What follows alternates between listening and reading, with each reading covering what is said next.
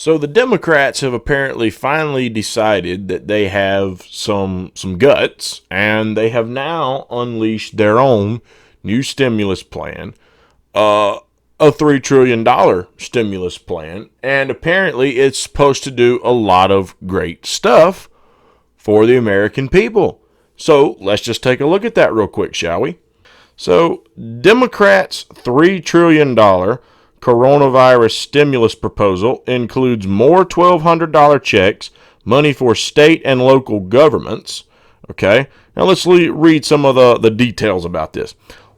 State and local governments would share nearly $1 trillion in federal aid to cover their coronavirus-related costs, and families would get another round of direct payments under a stimulus bill House Democrats unveiled Tuesday.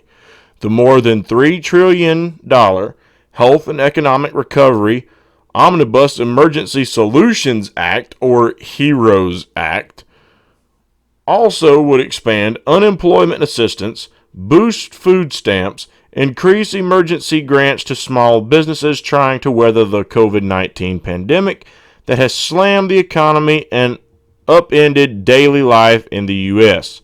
The bill is likely to get a cool reception in the GOP-controlled Senate, where leaders have said they want to let the first $2.4 trillion of the stimulus spending take full effect before moving on another measure that would pile onto the nation's soaring debt.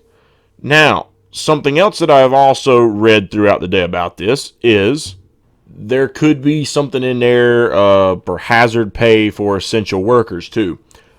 Whatever is in there, though, you need to understand this. That language about how it's probably going to meet a cool GOP reception, that is a nice way of saying the GOP, being the greedy GOP they really are at the end of the day, have absolutely no reason to cave to a lot of these demands that Democrats are making. Now, here's what I want to know. Why did Nancy Pelosi and the rest of the Democrats not try to push for any of this stuff a long time ago? Why did they let Donald Trump and the GOP lead the charge on getting any of the stuff you've got today? Which, remember, by the way, for all the little crumbs that have been thrown to the people, there have been nice big loaves of bread thrown to the rich corporate elitists. Wall Street, the banks, yada, yada, yada. Okay? You get the picture if you've been really following what's going on. But for those of you who may not, again, pretty much the Democrats and the Republicans have allowed big corporations and the ultra wealthy to loot the Treasury Department during the middle of a pandemic, and then the Republicans can now complain about exactly what they've been complaining about while acting like they've already done some of these things. That's why they voted for these first few measures. Oh, we've done something for the American public now, but it's time to put the brakes on. It's time to put the brakes on. We can't keep spending forever. We're driving up that debt. Meanwhile, what they actually did was help people who already had a shitload of money laying around. Okay? So, but of course, they're going to try to lead their base in the opposite direction. Oh, trickle-down economics. If any serious question gets asked of them, it's going to be a trickle-down economic answer, which is we need to help them so that wealth trickles down to you poor piss ants down there in the worker community who are scrambling to survive. Okay? So, again, my question is, why didn't the Democrats get out in front of this in the first place? You're trying to win an election right now, aren't you? Why were you not leading the charge? Why did you let Donald Trump lead that charge? Why did you let the GOP and the Republicans lead that charge? More importantly, when they led the charge, why didn't you meet them when they were pitching crumbs for the people and big loaves of bread for the rich? Why didn't you throw any of these provisions you're throwing in there at the time? Even back then, people knew that this wasn't going to be over in like 30 days. So why didn't you push for the multiple payments? Why didn't you say, no, we need at least 2 or 3 of these $1,200 payments? Because guess what? Now Now, because they're having to take so much time to potentially reprocess another round of payments, how long did it take for some of these folks to receive their first round of $1,200 payments? You know, some people that don't get the direct deposit are still waiting on that money, still haven't gotten a single thing. So, how long is it going to take them to get the second round? Hell, by the time they get the second round, we could be near the end of this damn pandemic, because some are still waiting on the first round, and states are starting to open back up. For God's sakes, South Carolina is pretty much opening back up. Now, you can say that's dumb or whatever, but the point is, they're opening back up. Okay? Restaurants are now allowing in South Carolina dining inside to about 50% capacity. And they're going to pretty much completely reopen stuff, if I'm not mistaken, on the 18th. My wife is going back to work on the 18th, and she's been furloughed for over a month to 2 months. Not anymore. She's going back to work 18th. Okay? So, help me understand this. What's the deal to throw it out there now? Here's the thing. It's not really a, question. I guess you could call this a rhetorical question as far as I'm concerned, because I already know what the answer is. I'm asking it just because. Here's the answer. If they get any of these measures through, and there's no guarantee that they will, because who knows if they could pass the Senate. I'm sure something will get passed. But who knows what will get passed. But if you think all these lovely provisions you see are just going to fly past the GOP at this point, why? Why? You've got nothing to bring to the table to hold their feet to the fire to make them vote yes. Why? Because the donors have already been taken care of. So, where's the negotiation? The donors are happy. What's the negotiation? Oh, make the people happy? Maybe so they might vote for your re-election? Sure. That's why something will probably be passed. But I don't think all of it will be passed. Absolutely not. Mitch McConnell and them could give a shit less. Now, when I mentioned that the donors have been paid off, I also asked the question, why did the Democrats wait till now? Well, simple. Because they didn't care about actually getting this stuff done either.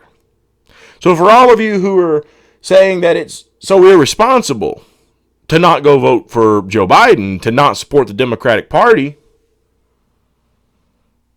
supporting a party that doesn't care about whether or not the country's taken care of properly is the responsible thing to do? Oh, wow. Kyle Kulinski ran an excellent piece covering someone that attacked him, calling him irresponsible for not wanting to vote Joe Biden.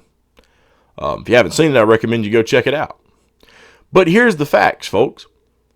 Those big donors, they're not just Republican donors. They donate to the Democrats. Oh, yeah. Well, they love Democrats, too. And that's why the Democrats are pushing it now. Number one, even if they were serious about getting it through, they've got no leverage. So it's not going to happen.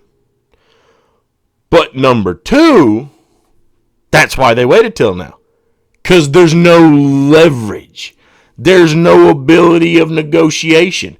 So that way, when it doesn't get passed, the Democrats can then come around and say, to all their base, we tried. Oh, you poor people, we tried. But those horrible, horrible Republicans, oh, aren't they so evil?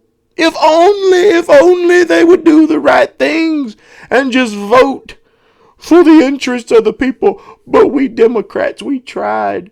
And you need to vote Orange Man out because these Republicans are horrible. Oh, we tried.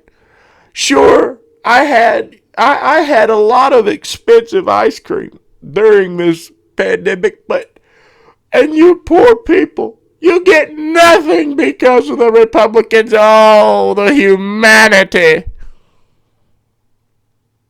That's what they're going to do. The writing's on the wall here, people. They're using this to play to the base. And when they don't get the majority of it, if they don't, and I don't think they will, they can then turn around, oh, the Republicans, when in actuality, if they really wanted to get the shit done, throw it out there when we got serious negotiation on the table here, people. You're throwing it out there on when a lot of states are starting to open back up. So Republicans are saying, well, I don't think we need to spend the money. It looks like everything's starting to go fine to me. What's the incentive? Nothing. And that's because they don't want it done. Those Democrats allowed the rich to loot the Treasury because they've bought the Democrats off too. And now to play to the base and appear to be the opposition for the American people, look how we want to defend you. We're going to bring out this nice big hunk of legislation. At the end of the day, after all this other bullshit has already been passed, the Treasury's been looted by the rich, the DOD contractors, the Wall Street banks, the whole 9 yards. And now they're going to trot this shit out there and act like they're doing the American people this massive favor, and now they're going to blame the Republicans if it doesn't all get passed. Oh, well, we got what we could, and those nasty Republicans, no. Nasty Republicans and nasty Democrats. And my man Ventura said it best. Two sides of the same coin. It's time to wake up out there and realize this two-party dictatorship is nothing but a hot, steaming piece of shit. And it's time we get rid of them. Seriously. Because this is absolutely ridiculous. And again, I'll keep championing this. As the independent, the vigilant independent, the host of the Independent Report, it's time to break away from that two-party dictatorship. And if you really want to see any kind of change happen, quit voting for these assholes. Start voting third party and really make a difference.